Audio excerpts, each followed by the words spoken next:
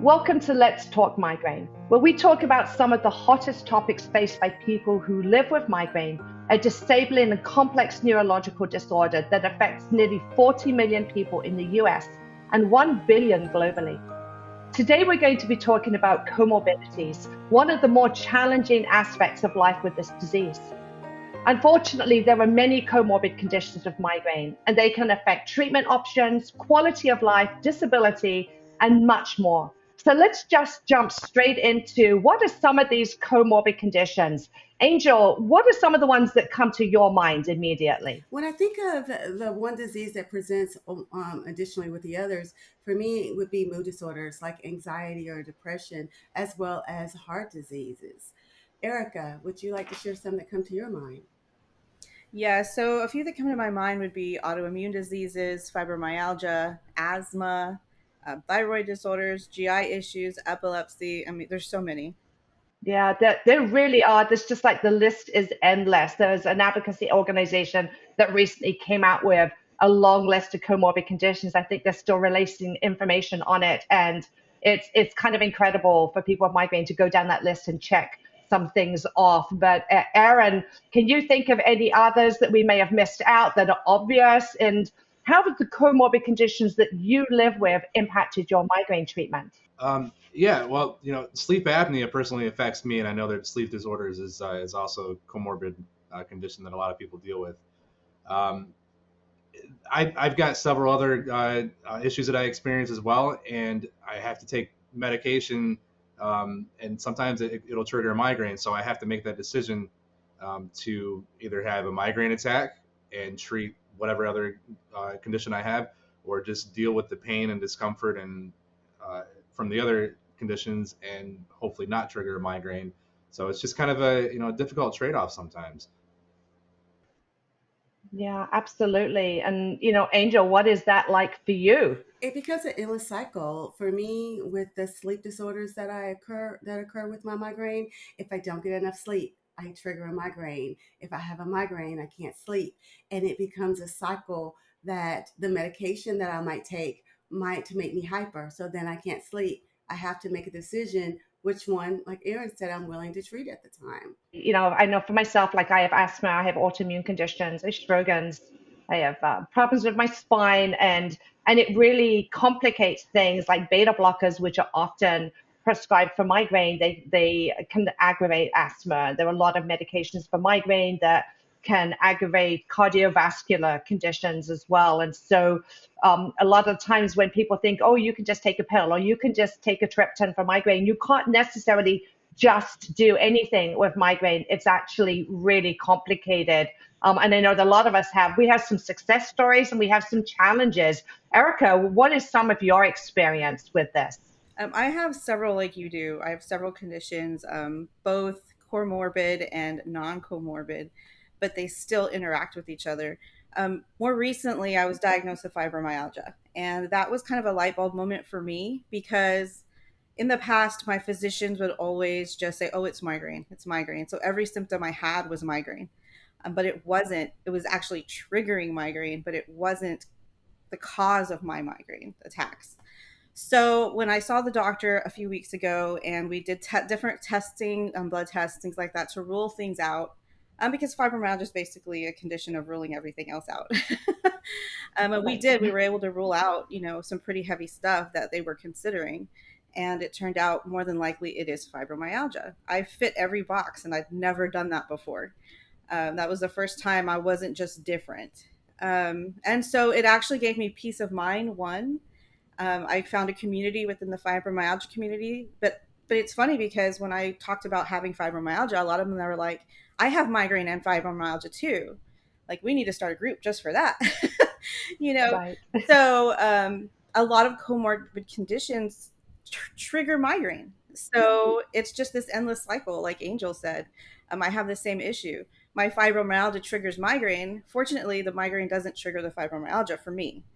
But I can't treat my fibromyalgia because I have liver issues. And so I'll kind of be stuck in that cycle until we can figure something out. Aaron, do you have experiences that are, similar or a challenge separate from mine? Yeah, so say about a year and a half or so ago, I started a new medication for my hypertension, and they get actually two different medications. And for some reason, my migraine attack, I guess, severity was lessened, and the length of the migraine attack kind of got reduced as well. So I don't know if it was directly related to that, but it just kind of lines up time wise. And then, but on the other hand, I can't take medication like pain medication I have spinal stenosis, and that it can be very painful sometimes. I'm still learning to deal with it, and I can't take anything for the pain because that can trigger a migraine attack, and then it just the whole cycle starts, and it just now you don't know which one is causing which thing. So sometimes I grin and bear it, and I'd rather deal with them with the pain and discomfort from spinal stenosis than to deal with the migraine, which could aggravate the spinal stenosis too. So it's just a whole, it's kind of a toss up. You got to figure out which one you want to deal with. Right. And it's so funny that you say that, because I think that for a lot of us, we tend to just live by putting out fires, right? So it's whatever condition is causing the most pain or the most disability or the most impact at that time, but which is understandable. But the sad thing for that is that it means that conditions often go untreated and can get worse because of that. So, if you're having frequent, very severe migraine attacks, you may not pay so much attention to the fact that your joints are hurting, that you're having trouble walking, or that your stomach is hurting, and you may have an ulcer, but you're just not treating it, or something else that you're just not paying attention to. And just to clarify for people who are watching this video, that in medicine, comorbidity means the presence of more than one disease occurring in one person at the same time. And it often refers to a disease that is more prevalent in people than would normally be found in the population. So, for example, we've talked about fibromyalgia.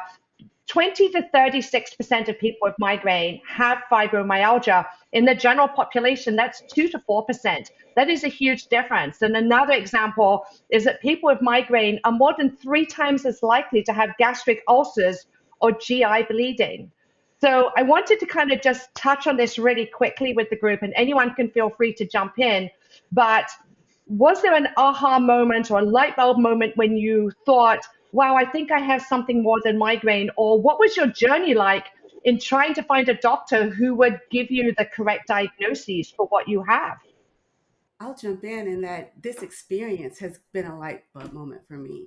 I have been so focused on getting treatment for my migraine that those other conditions that have gone on, I haven't focused on. And in this conversation, I have gotten ideas and some tips of how to explore some of the other conditions that I have been struggling with that I didn't even have a name to. And I think that truly speaks to the power of this community where we can talk about this is how I'm dealing with the condition, and someone can say, I had that too, and this is how I found a diagnosis. And it again speaks to the power of our community. It really does. I know in support groups online, everybody's always, I have this, or this is happening to me, and this is happening to me. What's it like for you? And so we really come together as a community to try to figure things out. And what doctor did you see? I saw this doctor, and I had to travel here, and I had to travel there. Unfortunately, that's the reality for a lot of us with several comorbidities, is that we have to travel to find a good doctor or move to try to find better care. And that's the hard part. So my experience getting my migraine disease treated has been a little bit interesting, kind of a longer path, going from my PCP recommending over-the-counter medication and then referring me to a neurologist who gave me the whole gamut of different medications that she thought might work, which did not, and then ultimately ending up with a university doctor who actually listens to me now. We have a good interaction in our appointments rather than just trying different medication.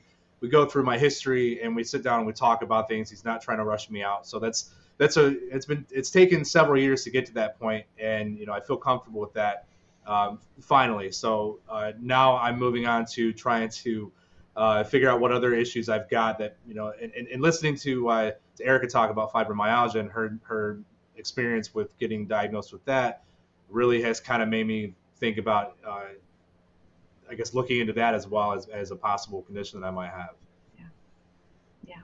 And I think, as Erica says, that's really kind of the power of community, of connecting with each other. We're more able to have these aha moments, and also able to share tips and ideas for which doctor to go to. Like if you think you may have fibro, do you go to a neurologist? Do you go to a rheumatologist? Do you start with your primary care doctor? And it could be that you get bounced around, and that's a very individual situation. Who is actually going to end up diagnosing you? Who's going to want or be able to treat you? So there's also, I know for myself, there's this feeling of the more diagnoses I have, the less likely a doctor is going to believe that I'm actually sick.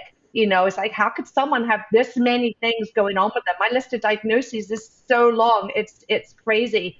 And so every time I go to see a doctor, I want to say, just do you believe me? Please believe me. And I generally don't say it, but every now and again I do. It's like your words and how you respond to me are so powerful. And we've talked about that in a previous video. We talked about partnering with your doctor, but it's very hard a lot of the times to conceive of having another diagnosis and having to see another doctor and them seeing, oh, this person has this, they have that, they have the other. Are they really sick? And so we live under this fear of stigma and shame and guilt sometimes that we need to get over. So if you or a loved one live with migraine, the chances are you have seen firsthand one or more comorbidities that often come along with this disease. The impact on life can be huge. So remember to talk to your doctor about all the symptoms you're experiencing. They need to know other diagnoses you have, the medications that you're taking. We know that life with migraine can get complicated, especially when living with comorbid conditions. So we encourage you to connect with others who understand and find the support, information, and encouragement that you need.